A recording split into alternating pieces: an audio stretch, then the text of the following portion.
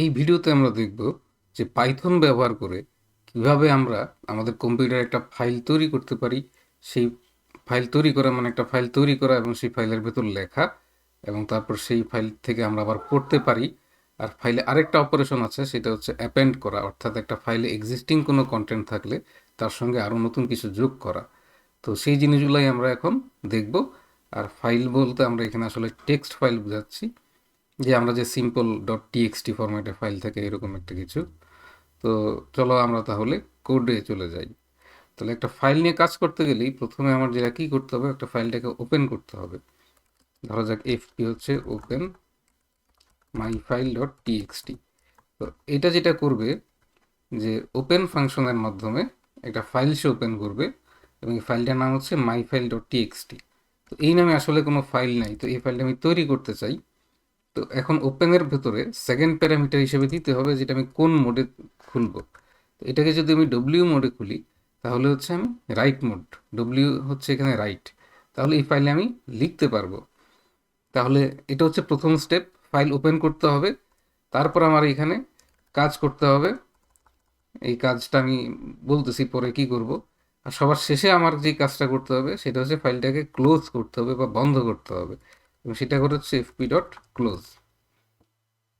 এখন যারা নতুন তাদের কাছে মনে হতে পারে আচ্ছা এফপি ডট ক্লোজ, এখানে আমি এটা ক্লোজ হচ্ছে একটা মেথড, এটা এফপির সাথে কল করলাম, কিন্তু এখানে তো এফপি ডট ওপেন লিখি নেই। তো এই জিনিসটা কিন্তু ডিফারেন্ট, যে এফপি ডট ক্লোজ আমার করতে হবে, কিন্তু ফাইল ওপেন করার সময় জাস্ট আমি ওপেন ফাংশনটা ব্যবহার করব এবং সে যেটা রিটার্ন করবে এটাকে আমরা সাধারণত বলি একটা ফাইল হ্যান্ডেল।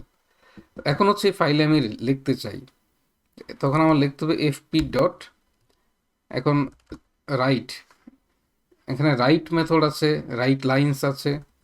তো আমি যদি একটা রাইট মেথড ব্যবহার করি, যে আমি এখানে লিখতে চাই this is a test file, এবং তারপর আমি ফাইলটাকে ক্লোজ করে দিলাম। এখন আমি এটা প্রোগ্রামটাকে সেভ করব এবং প্রোগ্রামটাকে রান করব।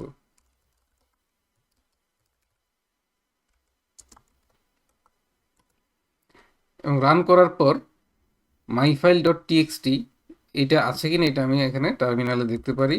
ক্যাট মাই ফাইল ডট টিএক্সটি, আমরা দেখতে পাচ্ছি this is a test file, এবং শেষে কেমন একটা চিহ্ন আসছে। তো এখানে যদি আমি একটা নিউ লাইন অ্যাড করি, নিউ লাইন, তাহলে কিন্তু এটা চলে যাবে। আমরা দেখছি এখানে this is a test file আসছে এবং তারপর স্ল্যাশন। তো এইভাবে আমরা একটা ফাইলে রাইট করতে পারি। এখন আরেকটা মেথড আমরা দেখছিলাম, সেটা হচ্ছে রাইট লাইন্স, তাই না? তো সেটা একটু দেখি যে রাইট লাইন্সটা কি জিনিস। তো রাইট লাইন্সের মধ্যে আমি কি পাস করতে পারি, একটা ইটারেবল। তো ইটারেবল কি জিনিস, যেমন লিস্ট একটা ইটারেবল, টাপল একটা ইটারেবল, সেট একটা ইটারেবল। তাহলে এখানে আমি লাইন্স নামে একটা লিস্ট পাস করলাম, তো এই লিস্টটা তো আমি তৈরি করি নাই, তাই না? তাইলে আমি এই লাইন্স একটা লিস্ট রাখি, এই লিস্টের মধ্যে কয়েকটা ফলের নাম রাখি।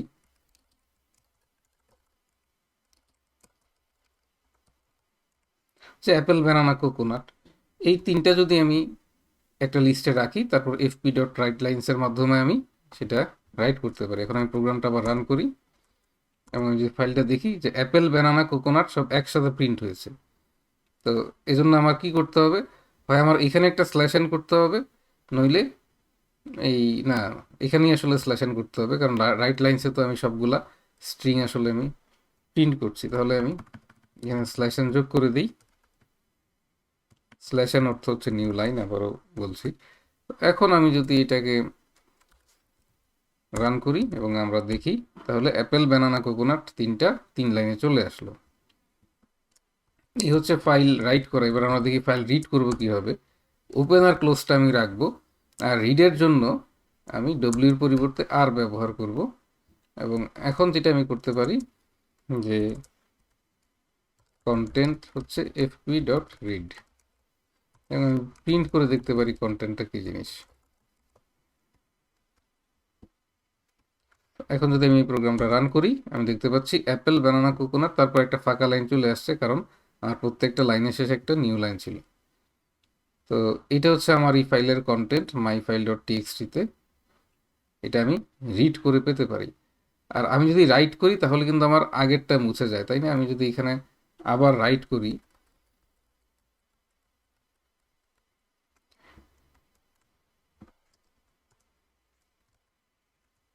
আমরা দেখছি আবার অ্যাপেল ব্যানানা কোকোনাট চলে আসছে। আর আমি যদি এখানে রাইটের বদলে অ্যাপেন্ড করি, অ্যাপেন্ড হচ্ছে এ দিতে হবে, মোড হচ্ছে এ, এবং সেই ক্ষেত্রে ফাইলে আগে যা ছিল তা থাকবে, তার সাথে আবার নতুন জিনিস যুক্ত হবে। তাহলে এটাকে যদি আমি এখন রান করে দেখি যে এই ফাইলে এখন অ্যাপেল ব্যানানা কোকোনাট দুইবার আছে, তাই না?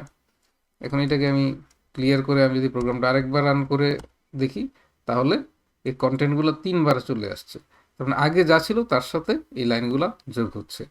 তাহলে এটাই হচ্ছে আমার ফাইলের খুবই বেসিক জিনিস। আমরা দেখলাম কিভাবে একটা ফাইল তৈরি করতে হয়, ফাইল থেকে কিভাবে রিড করতে হয়, আর একটা ফাইলে কিভাবে অ্যাপেন্ড করতে হয়।